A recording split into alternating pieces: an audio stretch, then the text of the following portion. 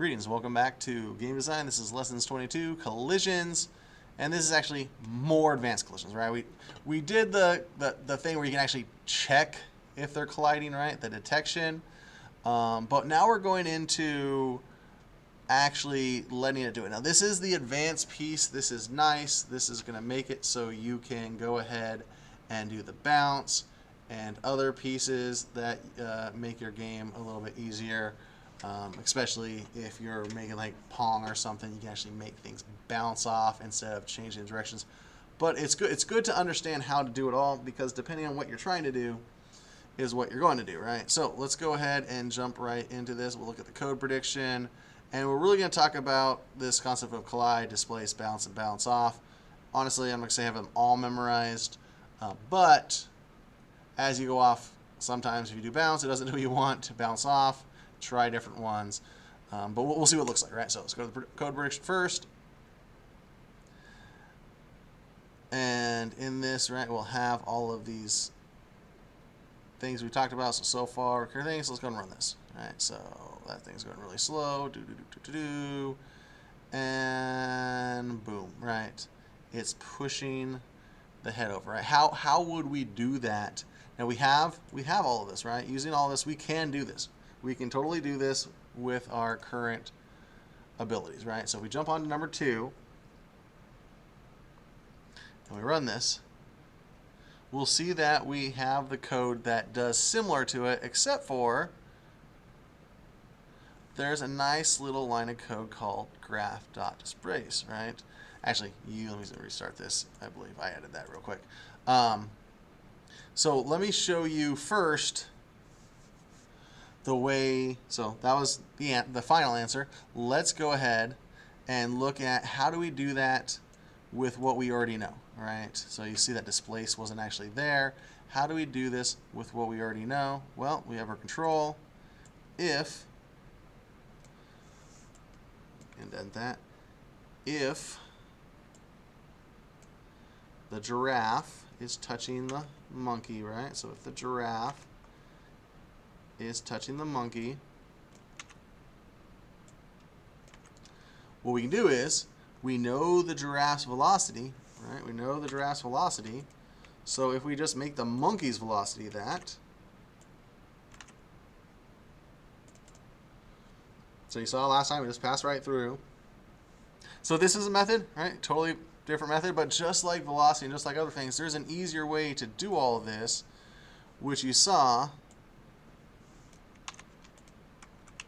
when I had the code already there for you, displace. So I'm going to go ahead and comment this out so it's still there, so we can go back to it. And it's whining about semicolon.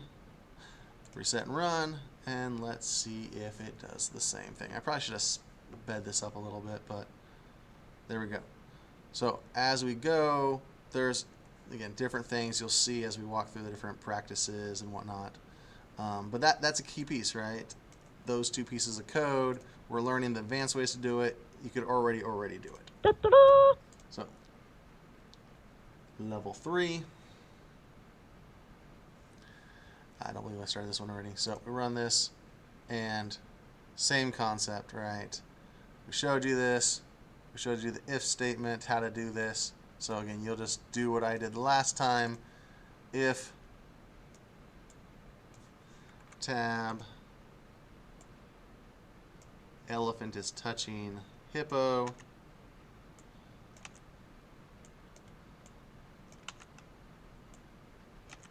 then we're going to go ahead and change its velocity, right? So here's what we did. So this is what this one is showing us, right?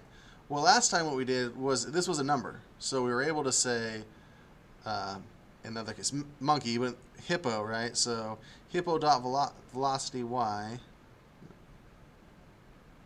Yep, velocity y, and we change this to hippo. Missed it. We were able to say equal number, right? But if we, and it's minus, right? If we do this, it may or may not work depending on if the other one randomly gets 2, right? So if the elephant randomly gets 2, this works, but if it picks anything other than 2, -1, yeah, see, there we go. It's going -3, so it's actually faster than it. It changed the thing. This is what it wants us to show us, right? Remember, this is essentially a variable, right? This is essentially a variable. It's storing its velocity. You could retrieve it just as easy. So now it doesn't matter what the elephant gets. You just set it to that. However, as I mentioned, right, we don't need to do either of those. I already showed you the solution, right? We don't need to do either of those.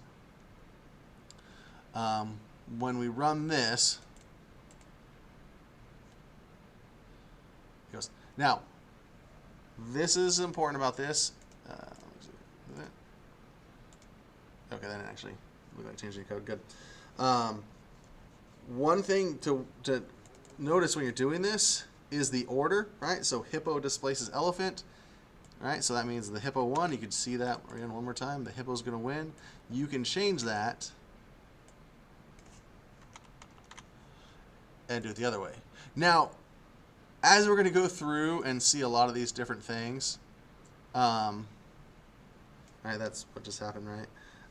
There's other pieces. So I'm going to just go to the next one because it kind of shows all these different things. Sometimes you don't necessarily have to switch this, right? You can just change the... All right, now the hippo wins again. So again, displace means this guy wins. Collide means this guy wins, is one way to think about it. But there's also a couple more, as I showed you, bounce and bounce off. So let's jump on to the very last one before I let you go ahead and do the practice and all yourself. So, and I've already added all this stuff for you just so you can see it easier. Because this is what you're going to do, right? So you got to do all this. So you just kind of see around, right? So this will help you learn, like parrot, that's bounce off, right? Boom. I think it takes its velocity and bounces off at their velocities combined.